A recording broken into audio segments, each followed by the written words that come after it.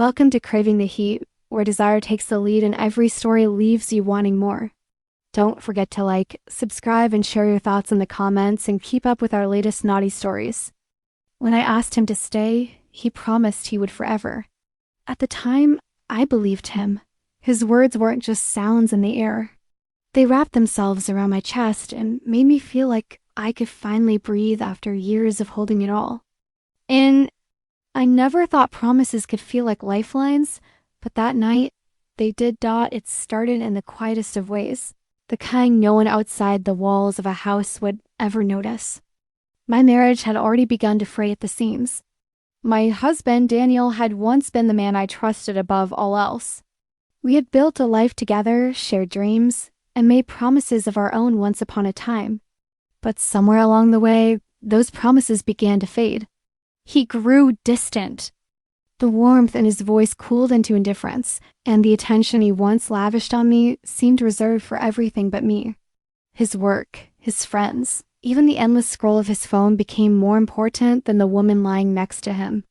In bed, I had been trying to convince myself it was normal that marriages change, that love evolves into something quieter or less demanding.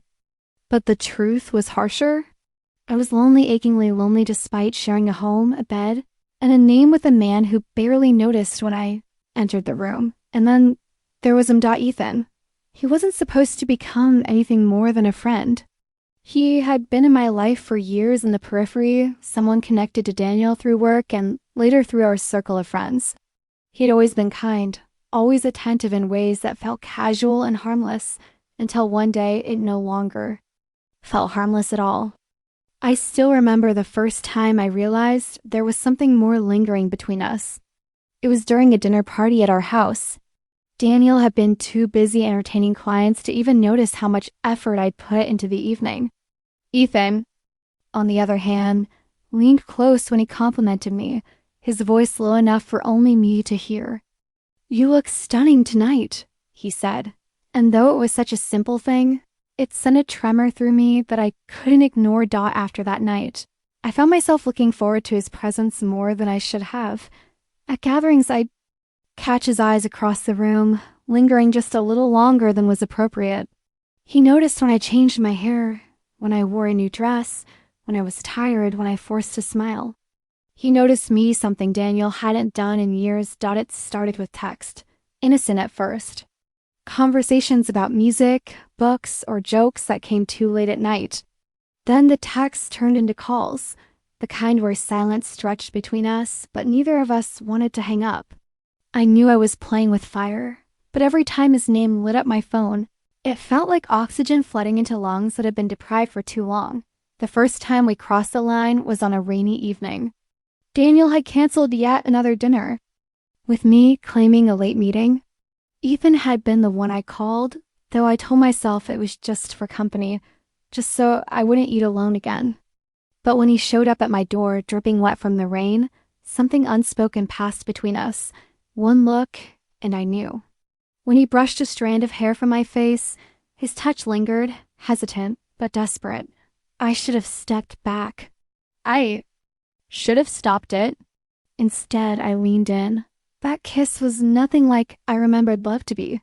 It wasn't gentle or expected. It was raw, urgent, filled with years of silence breaking open all at once. From that moment, there was no going back. Nights that should have belonged to my husband became stolen hours with Ethan. Each time we met, I told myself it would be the last, but it never was. With him, I wasn't invisible. I wasn't a forgotten wife. I was a live. Then came the night. I asked him to stay. We were lying together in the dim glow of his apartment, the rain tapping against the window like it had that first night.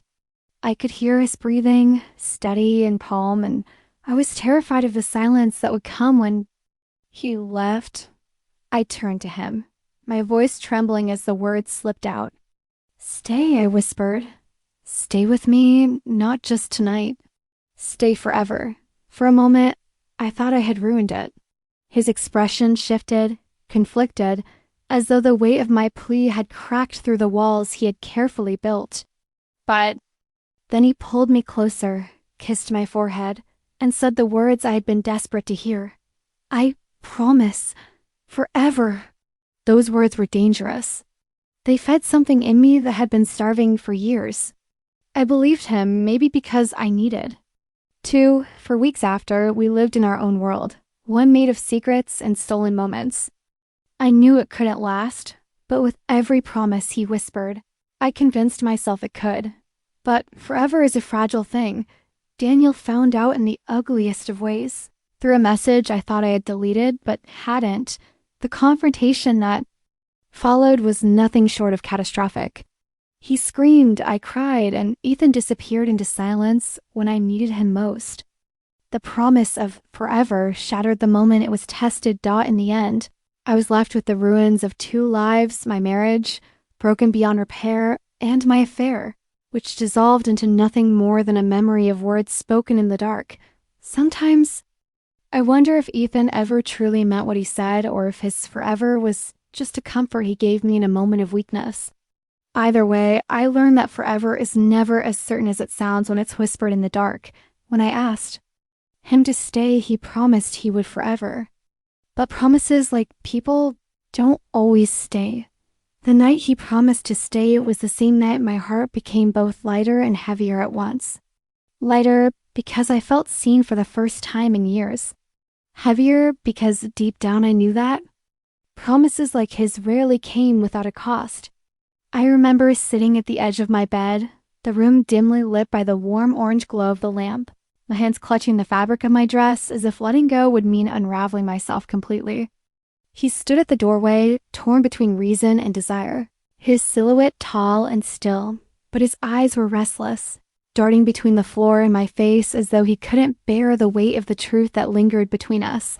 I had been living with a man who no longer noticed me, a husband who had grown so comfortable in my presence that I might as well have been part of the furniture. Every day I prepared meals, handled the house, even made an effort to look beautiful, yet his gaze always drifted past me, lost in his own world of work and distraction. Nights had become colder, not because of the weather, but because of the distance between us. We lay side by side in the same bed, but it often felt like miles stretched between us. And then there was him, the one who noticed, the one who cared to look, the one who asked me how I was and actually waited for my answer. When I asked him to stay, I didn't mean just for that night. I meant in my life, in my silence, in my loneliness. His presence had already become something I relied on, something dangerous yet necessary, like breathing smoke when you know it's killing you, but you cannot stop inhaling. He walked into the room slowly, each step deliberate, as though every movement was a decision. His hand brushed against mine, and I felt the tremor in both of us. For years, I had starved for something as simple as tenderness, and now it was being poured into me with a force I could hardly resist. We spoke in whispers at first, as though the walls themselves might betray us. I told him about the emptiness I lived in, how I felt invisible, how I craved warmth. He listened, not with impatience, not with disinterest, but with a depth that broke me. His eyes softened, and before I could stop myself, I reached for him, my fingers brushing his cheek, memorizing the shape of his jaw like it was something I'd been meant to know all along. His lips parted as though he wanted to say something, but instead, he kissed me. It was not rushed or careless. It was a promise in itself, a vow that he would fill the spaces in me that had been abandoned. The hours that followed blurred into something unexplainable. I had always thought infidelity was a simple act of betrayal, but now I understood it was far more complicated. It wasn't just about bodies. It was about being reminded that I was alive, that I could feel, that I could want and be wanted. Every laugh, every touch, every stolen glance fed a part of me that had been starving. We fell into each other with desperation, like two people drowning who had found the same piece of driftwood to cling to. He whispered my name again and again, as though speaking it could anchor us in this forbidden reality. But in between the sweetness, there was guilt. Every time his arms wrapped around me, I thought of the man sleeping downstairs, unaware of the storm brewing above him. I thought of vows spoken years ago, vows that had faded into routine but were still there like ghosts. My heart twisted with every touch because while I was finally being loved the way I had longed for, I was also betraying the life I'd built. And yet, even in that guilt, I couldn't stop myself from asking him to stay. He promised me forever that night. He said it like it was the simplest truth in the world, like the universe itself had written it into the stars. I wanted to believe him. I wanted to close my eyes and imagine a world where promises didn't come with consequences, where love could exist without hurting anyone else. And for a while, I let myself believe it. His presence became a secret lifeline, something I held on to in the quiet hours when I felt the walls closing in. Days turned into weeks, and our stolen moments grew bolder. A brush of his hand against mine at dinner, a lingering glance across the room, a hurried embrace when no one was watching. Every secret encounter stitched us closer together, but also stitched me further away from the life I once knew. I started to wonder if love could exist in the shadow of betrayal, if happiness could be real when it was built on a foundation of lies. Yet every time I saw him, every time he reminded me that I was not invisible, I found my answer in the way my heart leapt and still, I wrestled with the question of whether he truly meant forever. Did he say it because he felt it, or because I needed to hear it? Did he mean to stay through the storm that would surely come when the truth was revealed, or was he only promising the comfort of the moment? I told myself I didn't care. I told myself that even if it was temporary, even if it ended in heartbreak, I would rather have this fleeting taste of love than continue to live in silence.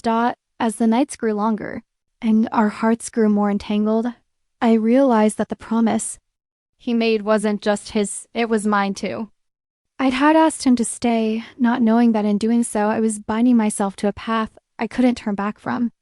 And whether it ended in ruin or redemption, I knew one thing with certainty. My life would never be the same again.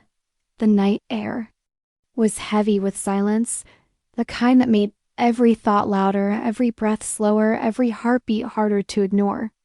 I sat at the edge of the bed, staring at the clock that kept ticking past midnight, waiting for a message that never came, waiting for a husband who had promised me a life of devotion, but seemed to have given his loyalty to someone else.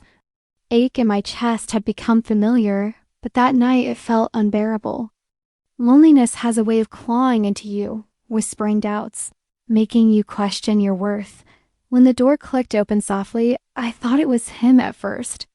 But it wasn't. It was the man who had quietly become my comfort, the one who noticed.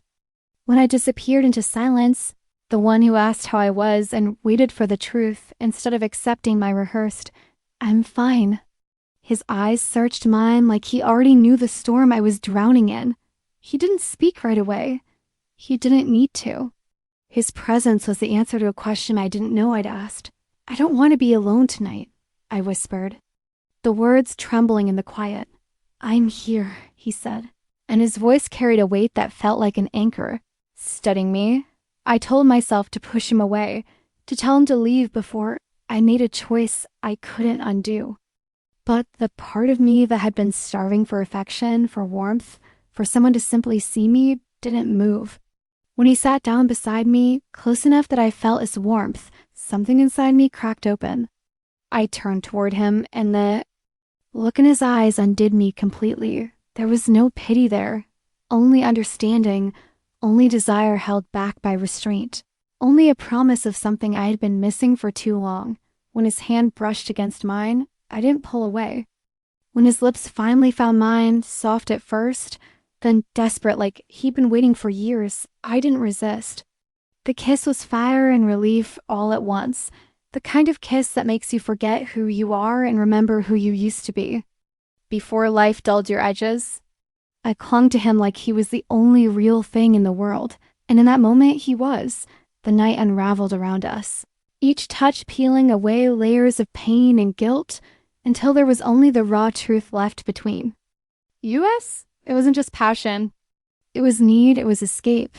It was two broken hearts colliding because they couldn't survive apart any longer. I knew it was wrong.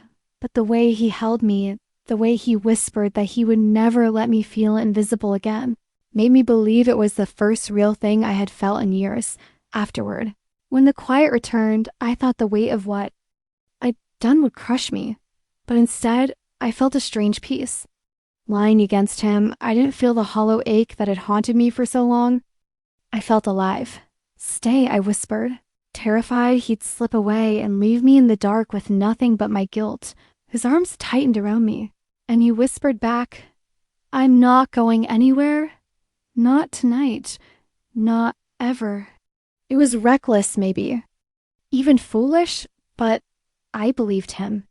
And in that belief, I found something I thought I'd lost forever: a reason to hope, a reason to feel, a reason to wake up tomorrow, even as the world outside carried on, even as the truth of what we'd done hung heavy in the air. I didn't regret asking him to stay, because that night, when I needed him most, he promised forever, and for the first time in a long time, forever didn't feel like a lie. The night he promised me forever, I didn't realize how heavy those words would sit inside me. They echoed like a song I couldn't turn off, each replay carving deeper into my heart. The way he had looked at me, the sincerity in his eyes, the way his hand had trembled against mine, it felt real. So real that I let myself believe in something dangerous. I let myself believe in us. But belief has a way of turning into hunger. And hunger has a way of consuming everything in its path, dotted with moments that felt innocent enough. A lingering glance across the kitchen table, his smile staying just a little longer than it should have. A casual brush of his hand against mine when no one else was watching. We told ourselves it was harmless, that it was comfort, that it was what we needed in the chaos of lives already filled with obligations and fractured love. But in truth, it was already spiraling into something neither of us could stop. Every night, when the house was quiet and everyone else had retreated into their routines, I would lie in bed replaying his words, "I'll stay forever." My chest would ache with longing, with guilt, with a desire I couldn't put out. The way his voice had cracked when he said it wasn't just a promise. It was a confession. And every fiber of me wanted to answer it, to claim it, to live inside it, even if it meant crossing a line that couldn't be uncrossed. The nights stretched longer. Sometimes I'd hear him pacing in the hall. Sometimes I'd hear his door creak as if he, too, couldn't sleep. And sometimes, when courage or desperation finally went out, I'd find myself stepping into the dim light of his room, my pulse wild, my thoughts tangled between fear and need.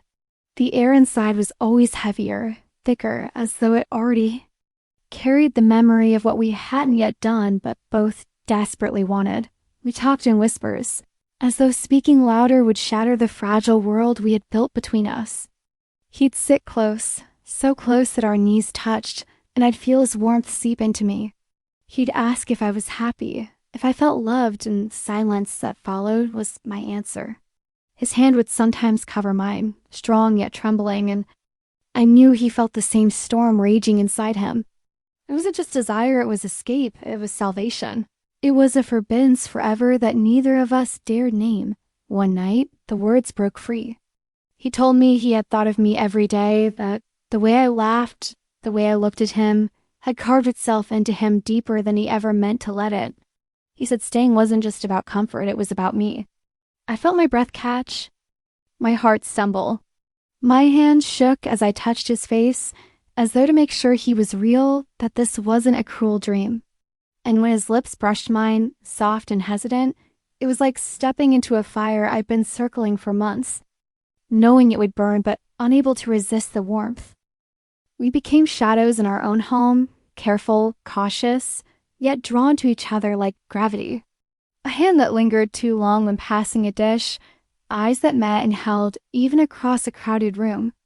Every secret moment added another thread to the web binding us together, tighter and tighter, until I knew neither of us could ever break free. But with the passion came guilt. Every stolen kiss carried a weight. Every quiet night spent pressed against him was haunted by the reality of what we were doing. He would sometimes pull away, his breath uneven, whispering that this was wrong, that we were playing with fire.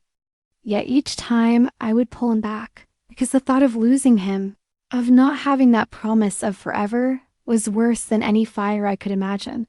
There were nights I thought we'd end it, that he'd pull away for good, that I'd retreat back into silence, bury the longing and let the world continue as if nothing had happened. But each time we found ourselves back where it began alone in the quiet, hearts too loud, promises too sweet to ignore.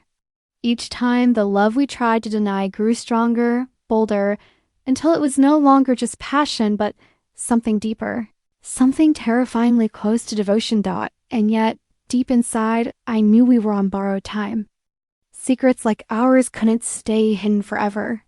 Promises whispered in the dark had a way of unraveling in the daylight. But in those stolen hours, when his arms were around me and his breath was warm against my skin, I didn't care. Forever felt real, even if it was fragile. Forever lived in the spaces between our guilt and our love, in the dangerous beauty of choosing each other when we shouldn't. And so I held on to it. I held on to him. Because sometimes forever isn't about how long it lasts. Sometimes forever is about the way it changes you, the way it burns into you so deeply that no matter what happens, you can never go back to who you were before. The days that followed their reunion blurred into something both dreamlike and dangerously intoxicating. Emily found herself rearranging her entire life around stolen moments with Daniel, as though she were helpless against the tide that kept pulling them back together. She would wake in the mornings beside her husband, Michael, the sunlight spilling across their shared bed, but her thoughts would wander to Daniel's voice, his touch, the way he had whispered promises in the dark that made her heart pound like it hadn't in years. She began inventing excuses to leave the house grocery runs that took hours, evening walks where she drifted further than usual, errands that Michael didn't question because he trusted her. That trust caught her deeper than any guilt could. Yet it wasn't strong enough to stop her. Each time she and Daniel met, the world outside seemed to disappear. At first, their encounters were hushed and brief, hidden away in quiet corners of the city, a coffee shop far from their neighborhood, a rented hotel room where neither of them had to pretend to be anything other than what they were in that moment. But as the days turned to weeks, the urgency of their connection grew, and with it, the danger. Emily found herself slipping further into him, into the fantasy of what life could have been if she had chosen differently years ago. Daniel was bold where Michael was careful, spontaneous where Michael was steady. He reminded her of the woman she used to be, the one who laughed loudly, who dreamed recklessly, who wasn't afraid to want more. One evening, Emily returned home late. The house was dark, Michael already asleep. She stood in the kitchen with her keys still in her hand, staring at the faint glow of the oven clock. The silence was deafening, filled with all the things she couldn't admit aloud. She wondered if Michael had noticed how often she was gone, how distracted she had become when he spoke about his day. Yet when she crawled into bed beside him, he stirred only to place a sleepy hand over hers, murmuring, "I missed you." Her throat tightened with the weight of it, with the knowledge that she was living in two different worlds, one bound by loyalty, the other set ablaze by desire. Daniel, meanwhile, made no secret of his longing. He would text her late into the night, words filled with the kind of devotion she hadn't felt in so long. He told her she was the only one he thought about, that he wanted her not in fragments but fully, without boundaries, without fear. Times Emily felt swept away, convinced that perhaps she could abandon everything and run toward him, consequences be damned. Other times, reality clawed at her, reminding her of the man who had stood by her through years of hardships, who had built a life with her brick by brick. One rainy afternoon, Daniel asked her the question she had been dreading. They were sitting in his car, windows fogged, the storm outside muffling the world. "When are you going to leave him?" His voice was steady, but his eyes betrayed the storm inside him. Emily looked down at her hands, trembling slightly. She wanted to say she was ready, that she would choose him and never look back, but the words wouldn't form. Her silence told him everything. That night, as Emily sat across the dinner table from Michael, watching him smile as he spoke about plans for the weekend, she felt something inside her fracture. Michael wasn't cruel, wasn't and attentive. He loved her in his quiet, steady way. Yet the memory of Daniel's question echoed in her head, pressing against her chest until it hurt to breathe. She excused herself early, retreating to the bathroom where she stared at her reflection in the mirror, searching for the woman she once was. She saw the lines of guilt etched into her face, the conflict shadowing her eyes. Days turned into weeks, and the secret weighed heavier with each passing moment. Emily knew she couldn't keep living like this, caught between the comfort of the life she had built and the fire of the life she craved. She was unraveling, thread by thread, pulled apart by love and betrayal, desire and loyalty. And yet, each time she told herself she would end it, one message from Daniel was enough to pull her back under, to remind her that part of her heart still beat only for him. It was a story with no easy ending, no path that didn't lead to pain. Emily knew eventually a choice would have to be made. But for now, she lingered in the fragile in-between, unable to let go of either man, clinging to the fleeting moments that made her feel alive while carrying the crushing weight of the lie that could shatter everything.